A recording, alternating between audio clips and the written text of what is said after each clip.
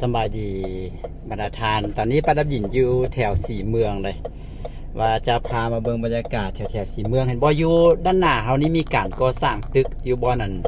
อย่างก็นี่นะจะเป็นตึกลาวเซ็นเตอร์ได้นะสูงเลยเป็นตึกที่มีความสูงเลยที่จะกำลังมีการก่อสร้างอยู่ในตอนนี้เนาะอยู่ใกล้ๆกับแถวเวียงจันทร์เซ็นเตอร์แถวอย่างแถวนี้ก็เดี๋ยวว่าจะพาเลาะเบิ่งแถวนี้มุ่งในใจว่าแถวนี้นะเก้ายอดบ่เก้ายอดหรือว่าเป็นสีเมือง ก็จะอยู่ติดกันนี่นะแล้วก็อยู่แถวด้านหน้าภาคสันด้านหน้าวิ่งจันทร์เซ็นเตอร์ก็มีการก่อสร้างตึกเช่นเดียวกันเดี๋ยวพามาเบิ่งกำลังเริ่มนะกำลังเริ่มตอกเสาเข็มมีอย่างประมาณเท่านั้นอันนี้น่าจะเป็นดินลัดบ่ตามที่เบิ่งนี่ทางขวามือเฮานะที่มันเป็นพื้นที่เรียบไปตามถนนคูเวียงนะเป็นดินลัดหรือว่าดินเอกชนแถวนี้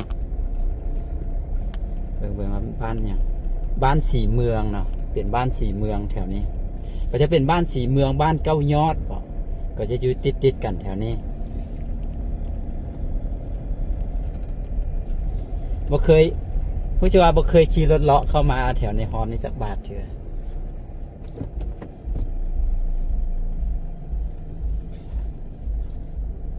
ก็ปีใหม่ลาวก็ผ่านไปนะแถวทางซ้ายมือเฮาเนาะซื้อเข้าไปก็จะเป็นวัดสีเมืองและแถวนี้ว่าเป็นดินของเอกชนบ่หรือว่าเป็นดินของรัฐและเป็นกำแพงยาวไปแบบนี้แต่ก็มีเฮือนมีบ้านมีอย่างอยู่เลยแล้วก็ทางหน้าเฮานี่เห็นบ่เขาเจ้ากำลังมีการตอกเสาเข็มอยู่นะ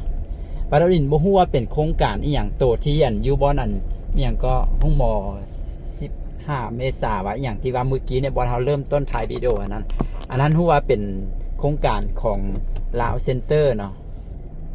ที่จะเป็นโรงแรมเป็นโรงแรมเป็นอพาร์ตเมนต์อย่างนั้นนะประมาณนั้นเนาะแต่ว่าตัวโครงการทางหน้าเฮานี้ปาราดินบ่แน่ใจ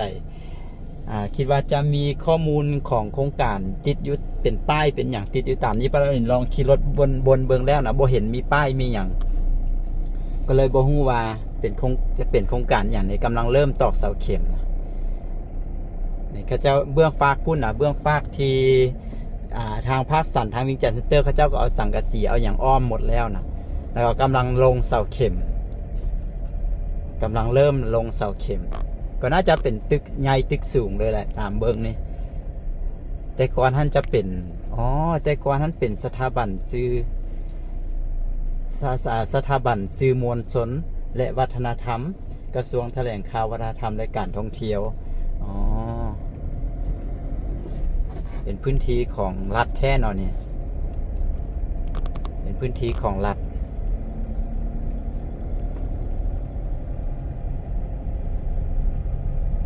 ก็แถวนี้ก็เป็นพื้นที่แบบจะว่าจังใดเป็นพื้นที่เป็นเซ็นเตอร์นะในนครหลวงเวียงจันทร์เนาะที่มีหลายๆโครงการเกิดขึ้นถือว่าเป็นจุดศูนย์กลางความเจริญของนครหลวงเวียงจันทร์เลยก็ว่าได้ประมาณท่านเนาะ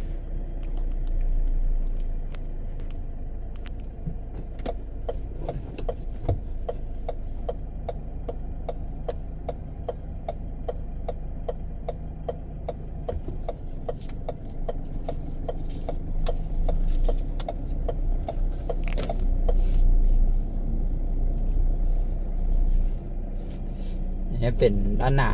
เวียงจันทร์เซ็นเตอร์แถวนี้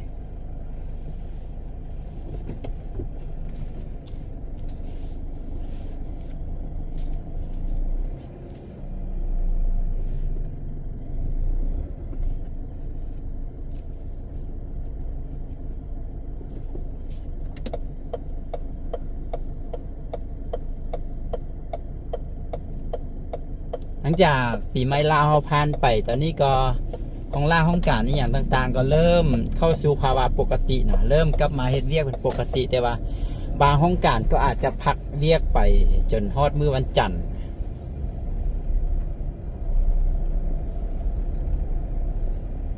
มื้อนี้มื้อพลายวิดีโอนี่ก็คือมื้อวันศุกร์ก็บุญปีใหม่ก็เป็น วันจันทร์เนาะวันจันทร์อังคารพุธ3 มื้อเนาะวันพฤหัสอันบอกวันจันทร์อังคารพุธแม่นเลยเนาะวันพฤหัสก็คือมุนปีใหม่ก็แล้วนะมื้อนี้ก็วันศุกร์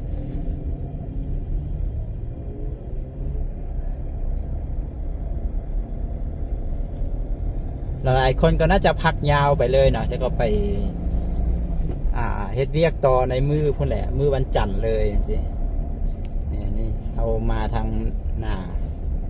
เมื่อกี้นี่ก็จะมีสังกะสีมีอย่างอ้อมแต่ไม่รู้ว่าเป็นโครงการนี่อย่างอยู่ด้านหลังพักสันนี่ก็มีการก่อสร้างตึกเช่นเดียวกัน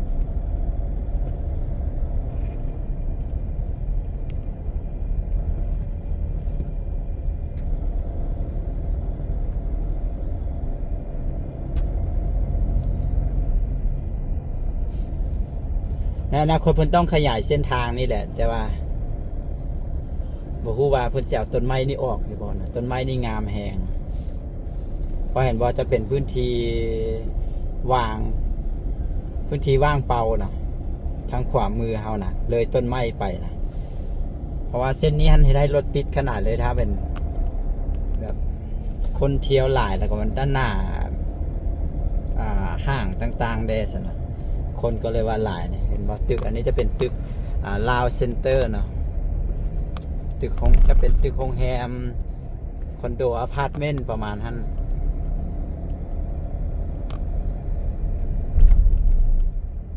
เท่าที่บริณฮู้ข้อมูลมาก็คือสูง48สั้น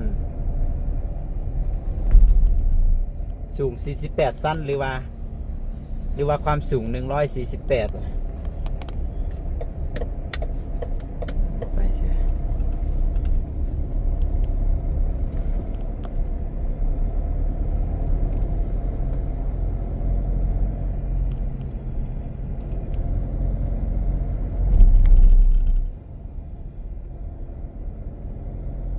เดี๋ยวนี้เป็นพื้นที่ของรัฐหมดนะแล้วทางขวามือเฮาอันนี้ถนนคูเวียง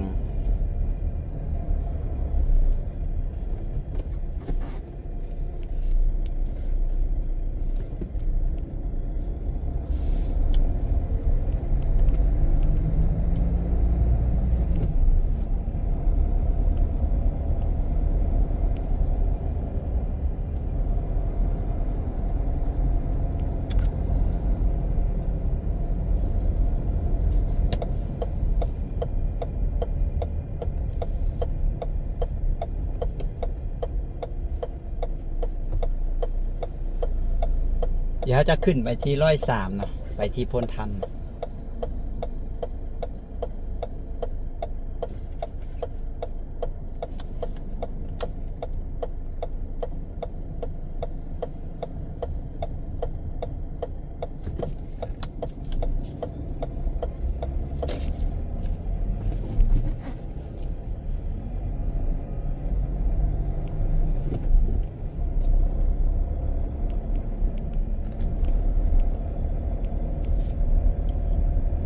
อันนี้เป็นถนนแถวในฮอมอยู่แต่ว่าเป็นฮอมที่มีรถเที่ยวหลายแล้วถ้าเกิดว่าเป็นมือเหตุการณ์เป็นฮอมที่มีรถเที่ยวหลายนึกจะว่าเป็นทางลัดก็ว่าแม่นนะ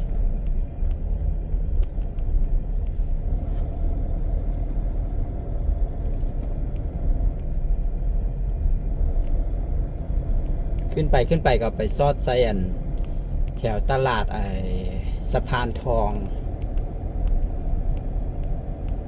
ออกไปสะพานทองอย่าบริเวณพลทันเลยเมื่อกี้นี้ว่าพลทันต้องระวังได้เนาะเพราะว่า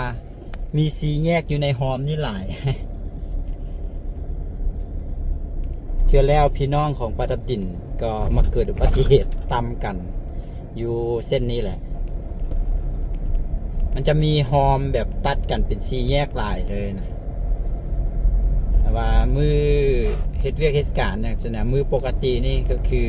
รถหลายเลยนี่จะเป็นทางลัด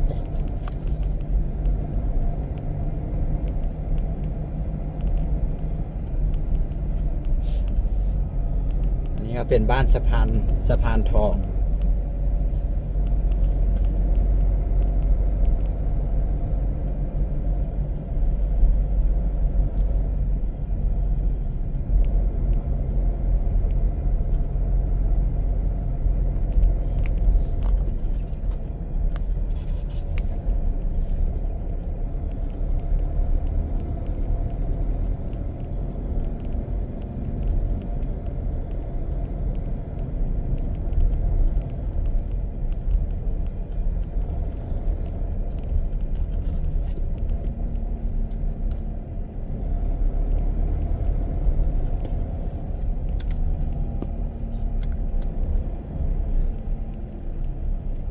ำกันอยู่นี่แหละ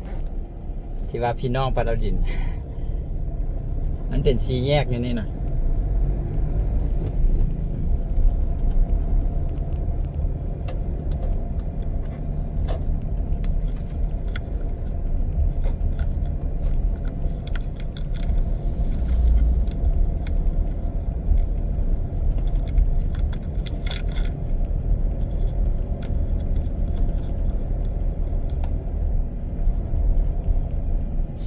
ออกมาใส่ผมหมอ103แล้วก็ตลาดสะพานทอง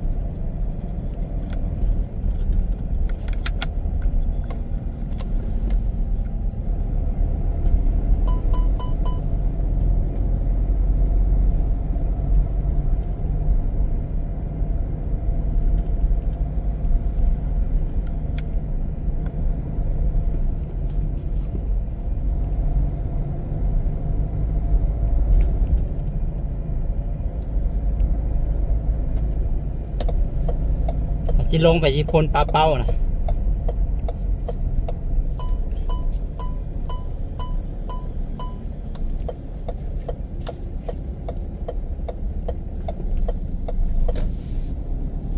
พลปลาเป้า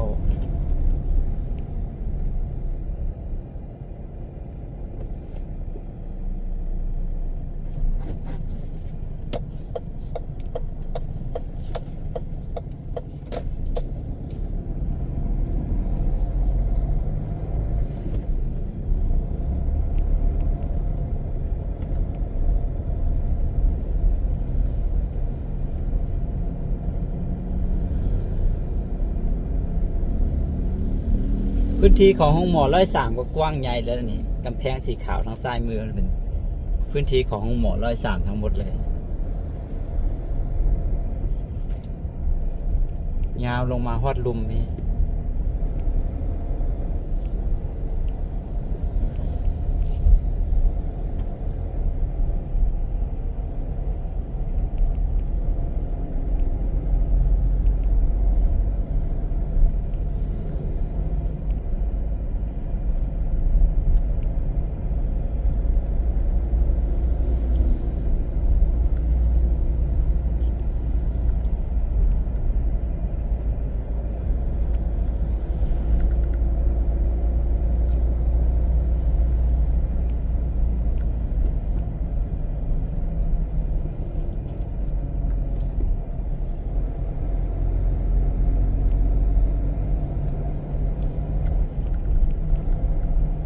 แถวนี้ก็คือโพนปลาเป้านะโพนปลาเป้าเดี๋ยวเขาจะออกไปซอดใส่โพนทัน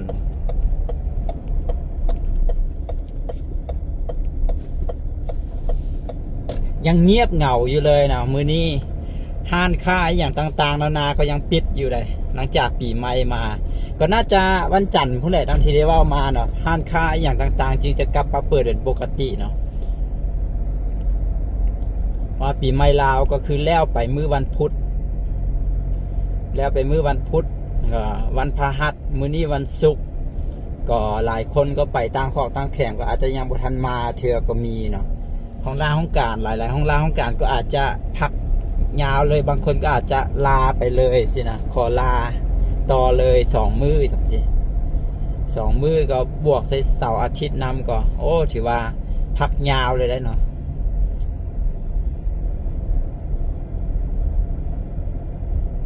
เป็นรวมแล้วก็เป็น10 มื้อนะ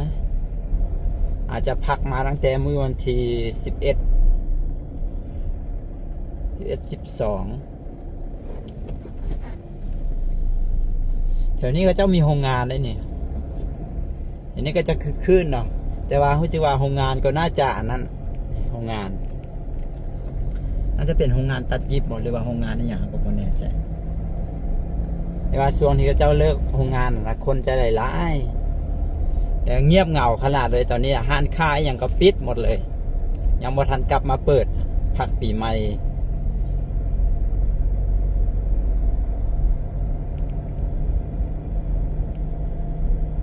เป็นรถเป็นอย่างก็เงียบขนาดเลย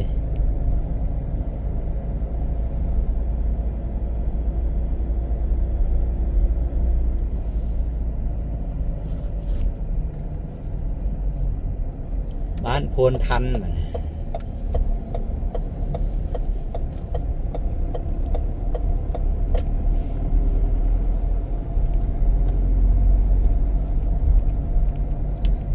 บางคนอาจจะเคยได้ยินว่าคุกโพนทันคุกโพนทันก็อยู่แถวๆนี้แหละ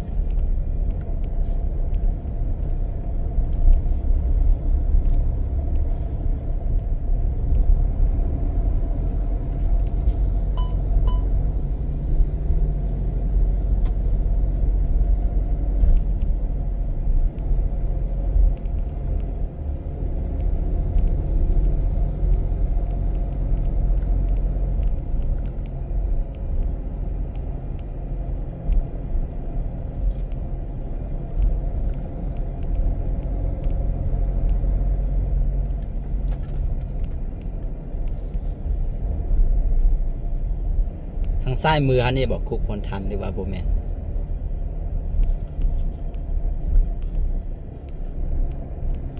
โพนทันน่าจะอยู่อีกเบื้องหนึ่งบอกมันในใจแล้วลืมละจะอยู่แถวใกล้แถวนี้แหละโอเคนะนี่ก็คือบรรยากาศที่นครหลวงเวียงจันทร์บางจุดบางบอนโดยเฉพาะแถวเวียงจันทร์เซ็นเตอร์มานะแถวสีเมืองนะแล้วก็เลาะมาจนฮอดโพนทันเดี๋ยวจบวิดีโอนี้ไว้จะเพียงเท่านี้เดี๋ยวขอขอบใจทุกคนที่เข้ามาเบิ่งเนาะสบายดี